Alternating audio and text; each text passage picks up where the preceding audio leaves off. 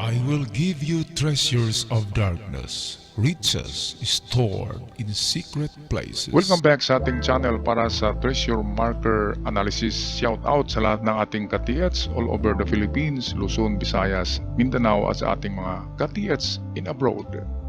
Magandang buhay mga ka-TH. Meron tayong natanggap dito na padalang mga treasure signs.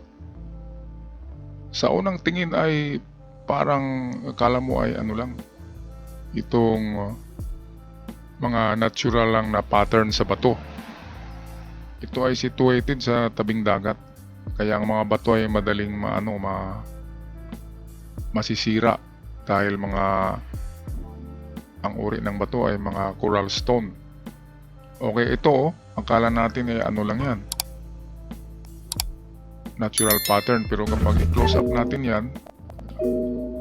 natin ay makikita natin na meron siyang markang puso. So ito yan, kinamyan siya.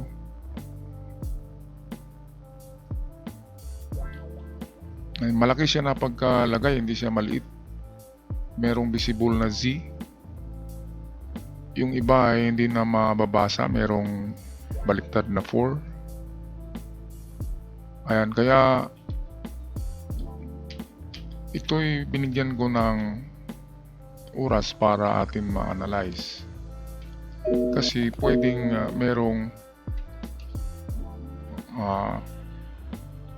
nakabaon dito sa ganitong sign. Kasi dito sa amin ay merong nakakuha ng tinatawag na quick deposit under sa heart, ganito na pagkasulat, ganyan na pagkamarka, heart na nakaharap sa'yo, ganyan na ganyan talaga yan ang may nakuha dito. Kaya pwedeng ganun din na pattern ang ginawa nila.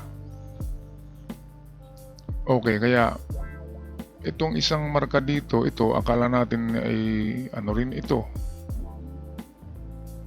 itong natural pattern, pero kung suriin natin ay sinilisil talaga siya, nakaganyan. So nagbigay siya ng direksyon.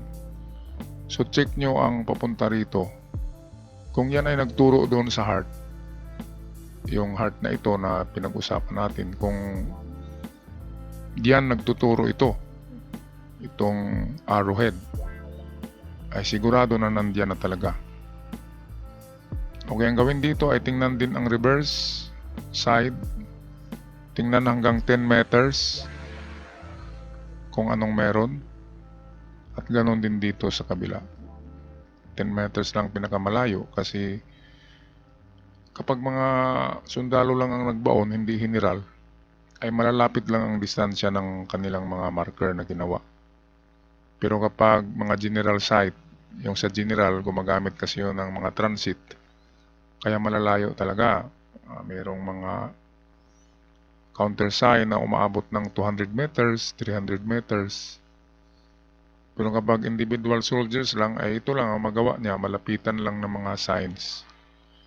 Kung saan siya naglalagay ng mga direksyon, ay malapit lang talaga yan sa item. Kaya 10 meters pinakamalayo sa paghanap ng item galing sa mga counter sign nila o itong mga trail sign. Ito naman, meron din nakakuha ng ganito sa lugar ko. Yun ay tinatawag na bunganga ng buhaya. Nakanganga yun na bato, parang ganito pero hindi ito nakanganga. Nakaganon yun. Sa tabing dagat din yun. At ang paraan ng pagkuha, ang hapon ang bumalik Ang kwento noon, totoo yun, ay isang hapon lang ang bumalik. Quick deposit ang nariyan. Yung nakangangang buhaya na nakuhaan dito sa amin, ay dito sa itaas, dinikit lang ang isang bag lang yun. Sabi ng may-ari ng pump boat, kasi nag-arkila siya ng pump boat, nakikita siya ng may-ari ng pump boat. Kaya dito niya kinuha daw sa itaas. Dinikit lang sa parang simento, tinakipan yung butas, parang dinikit nga lang. Kasi mabilis lang, mga 5 minutes lang daw, nakuha na. Kaya instead na dito sa baba ang hanap, ay pwedeng unahin pagtingin ang itaas kasi dagat yan. Hindi naman nila yan ilalagay sa mahirap kunin kasi dagat. Paano kung sila yung babalik? Mahirapan sila kaya nilalagay nila sa mga madadali lang kunin kasi yan ay mga quick deposit lang, maliliit lang na halaga. So ito para sa akin pwedeng tingnan din dyan, baka merong simento lang dyan, pukpukin nyo ng maso at tingnan din ang ibabaw. Tingnan tong ulo niya dito, baka merong makita kayong simento na texture, pukpukin nyo rin, butasin nyo. Okay, kasi quick deposit yan. Ngayon napansin nyo, ito ulo talaga to ng buhaya. Ano siya, itong alligator, mahaba ang ano niya, nguso. Meron din palang mata, nakatingin din dito. At ito naman nakatingin dito. So ito ang pangatlong paghanap. Pangatlo, itong portion dito. Tingnan nyo kung anong tinitingnan. Ito na ba to? Baka na riyan, or dito, or sa unahan pa. Nahalata nyo naman kasi may mga marka yan. Ngayon, pwede rin tusuk-tusukin nyo ito ng kabilya, itong portion na talagang tinatamaan ng paningin ng mata. Pag may matamaan kayo diyan na flat, sa palagay nyo simento, ay hukayin nyo. Yan ang madaling paghanap. Okay, magandang ano yan eh. Magandang marker to. Kasi tabing dagat. Balik tayo dito. Puso. Ang sabi ng papa ko ay ang gumagawa ng mga puso na sign ay mga Koreano. Pati yung footmark, mga Koreans daw ang gumawa niyan. So Koreans ang nagbaon. So pwedeng individual soldier ito, isang sundalo lang nagbaon ng kanyang mga nanakaw na ginto sa gira. Kaya ang gawin dito ay una ay itong harapan. So harapan una.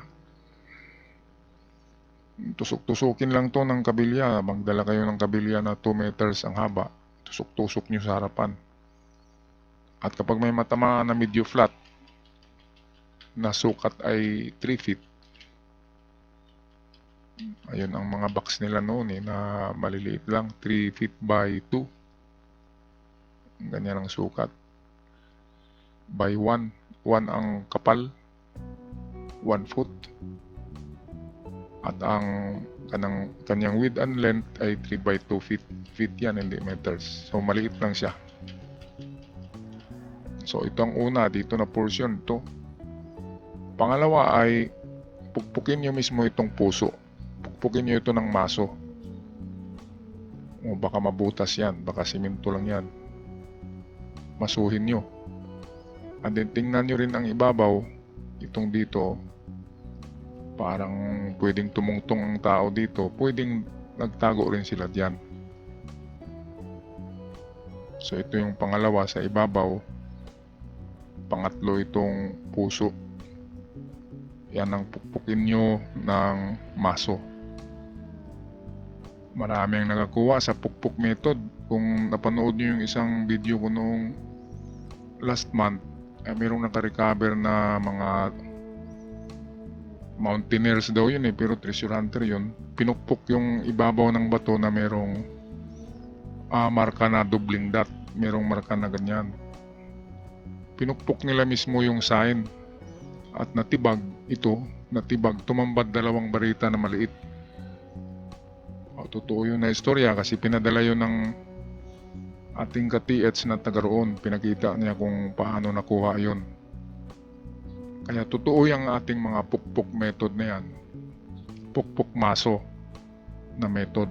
Madali lang paghanap sa maso kasi pag matamaan nyo, mabubutas talaga. So ganun din to, itong buhaya.